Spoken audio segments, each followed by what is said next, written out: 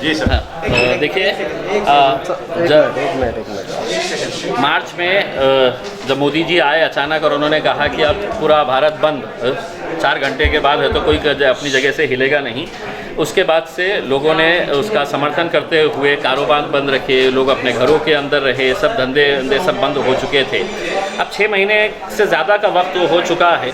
इन 6 महीनों के अंदर जब लोगों का कारोबार ही नहीं रहा है, लोग जब घरों में बैठे थे तो स्वाभाविक है 24 घंटे जब वो घर में थे तो लाइट भी जलाए, अपना पंखा भी जलाए है, तो उनका बिल ज़्यादा आना ये स्वाभाविक है। लेकिन लोग पैसा देंगे कहाँ से? ये जब बिल आया है इन लोग का तो चौंकाने वाले आंकड़े थे। तो ये पैसा देंगे कहाँ से जब इनके पास पैसे का कोई उत्पन्न ही नहीं था, कोई ज़रिया ही नहीं था कि कहाँ से पैसा लाया जाएगा। उसके बावजूद लाइट MSEDCL जो है बिजली विभाग बिल पे बिल भेजे जा रहा है और इतने बड़े बड़े आंकड़े हैं उसके अंदर कि लोग ये हैरान और परेशान है कि अभी हम पैसा भरेंगे कैसा। तो ऐसी सूरत में हमने ये आंदोलन किया था, हमने ये मांग की थी जुलाई महीने के अंदर। हमारे गफ्फार कादरी साहब जो महाराष्ट्र के वर्किंग प्रेसिडेंट है, निवेदन दिए थे हमने पूरे महाराष्ट्र के अंदर कि आपने लाइट के बिल के ताल्लुक से कुछ ना कुछ रियायत दे और जल्द से जल्द इसका फैसला सुनाए। जुलाई में निवेदन दिए, अगस्त के अंदर निवेदन दिए, लेकिन अभी तक इसके बारे में कोई फैसला नहीं लिया गया है। तो अब हमने ये फैसला किया है कि अब हम जो बिल आया है हर इंसान को, चाहे वो कारोबार का हो, बिजनेस का हो या रेसिडेंशियल हो, उसमें से 50% बिल अपना भरना चाहिए और बाकी का जो 50% है उसके लिए हम सरकार से 1 महीने का टाइम लिए है।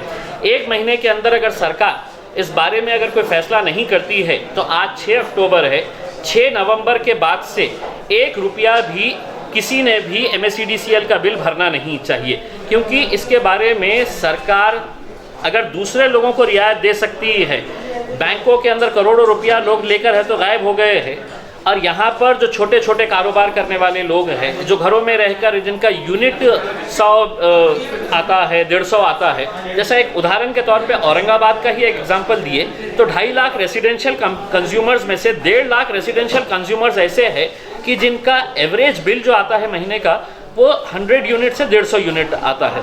तो ये लोगों को भी रियायत मिल सकती है अगर ये सरकार फैसला कर लेती है कि हमारे 100 यूनिट से 150 यूनिट या 200 यूनिट तक का हम माफ़ करने वाले हैं हर महीने का, तो ये पूरे के पूरे इससे आउट हो जाते हैं। हमारा सरकार से यही है कि बहुत सारे लोग अभी भी परेशान हैं, लोगों का कारोबार नहीं चल रहा है, बिजनेस नहीं चल रहा है, लोगों को नौकरियों से निकाल दिया गया है। ऐसी सूरत के अंदर ये सरकार की ही जिम्मेदारी होती है कि लोगों की मदद किस तरह से करनी चाहिए। लेकिन दुर्भाग्यवश ये है कि तमाम राजनीतिक पार्टियां सत्ता में जाके बैठ गए हैं, शिवसेना बोलने को तैयार नहीं है, कांग्रेस NCP बोलने के लिए तैयार नहीं है। वहाँ पर राहुल गांधी साहब के ऊपर ज़रा हमला क्या हो गया तो पूरे के पूरे हिंदुस्तान के अंदर कांग्रेसी निकल गए हैं, रोड के ऊपर आके दिन भर धरना दे रहे हैं। अरे भाई है? आप इन लोगों के लिए भी एक आध बार धरना दीजिएगा, बैठिएगा, बिजली बिल माफ़ करने के लिए बात करिएगा उसमें, ठीक है। राहुल गांधी के ऊपर धक्का बुक्की हुई, उसकी निंदा हमने भी की है करके, लेकिन हमने ऐसा माहौल नहीं देखा है कि जहाँ पर ये पूरे के पूरे आके सड़क के ऊपर दिन भर बैठ के आप उसका विरोध कर रहे हैं। कम से कम लोगों के लिए भी एक आध मरतबा निकलिए, बात करिएगा उसके अंदर। या सत्ता की लालच के अंदर बस अपनी रोटी सेकना है। देखिए, इन 6 महीनों के दौरान आपने देखे होंगे कि तमाम धार्मिक स्थल जितने भी है, जितने भी रिलीजियस प्लेसेस है, ये पूरी तरह से बंद किए गए थे। चाहे वो मंदिर हो, मस्जिद हो, गुरुद्वारा हो, गिरजाघर हो, बुद्ध विहार हो, जैन मंदिर हो, सभी के सभी बंद थे। अब इनको भी लाइट का बिल पेश किया गया है। अब देखिए ये लोग लाएंगे कहाँ से? मस्जिद के अंदर जब जुमे की नमाज होती है तो लोग अपने तौर के ऊपर जमा करते हैं और उसी से इसका मेंटेनेंस होता है। मंदिर के अंदर दान पेटी होती है, लोग जाते हैं अपना उसमें अंदर पैसा डालते हैं, तभी जाकर ये लाइट का बिल या दूसरे खर्चे जो होते हैं वो अब अगर आप उनको कहेंगे कि लाइट का बिल अब आपने भरो तो वो कहाँ से भरेंगे?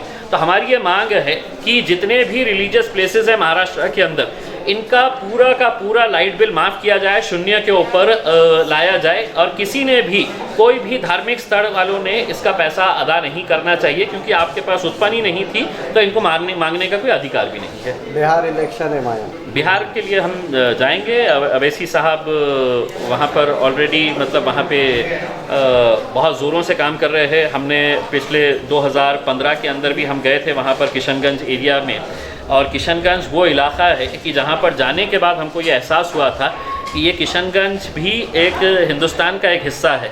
कि वहाँ की गरीबी और वहाँ की हालात देखने के बाद यकीन नहीं होता था कि इतनी गुर्बत और इतनी गरीबी हमारे देश के एक हिस्से के अंदर ऐसी भी हो सकती है। तो अलग अलग तरह के लोग आए। पिछले टाइम लोगों ने कहा कि नहीं हम नीतीश कुमार को देंगे, सेक्युलर है करके। जैसे ही चुनकर आए नीतीश कुमार जाके है तो मोदी जी की गोद में बैठ गए, भारतीय जनता पार्टी के साथ जुड़ गए। अब हमारा ये है कि लोगों को विश्वास हो गया है, यकीन हो गया है कि नहीं, हमारे लिए हारने के बावजूद भी हमारे मजलिस के जितने भी लीडर्स हैं, अवैसी साहब, ये लगातार किशनगंज जाते रहे, लोगों के काम करते रहे, लोगों से संपर्क बनाए रखे हैं। और आप देखेंगे कि चौंकाने वाले रिजल्ट्स इंशाल्लाह इस बार है तो बिहार से आएंगे। साइंस बहुत एक ताकतवर हमको बनाया है और आने वाले कुछ दिनों के अंदर और भी आपको अच्छी अच्छी खबरें बिहार से सुनने को मिलेगी।